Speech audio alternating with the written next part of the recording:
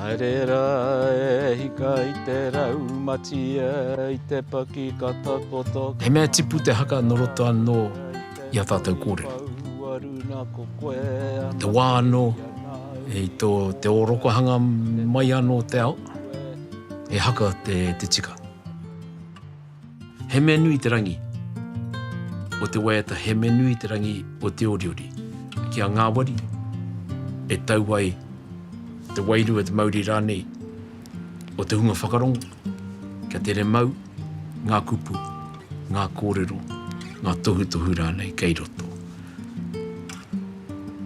Me hoke anō ki taku whakahau, me kaua e mutu ki aua titonga o mua.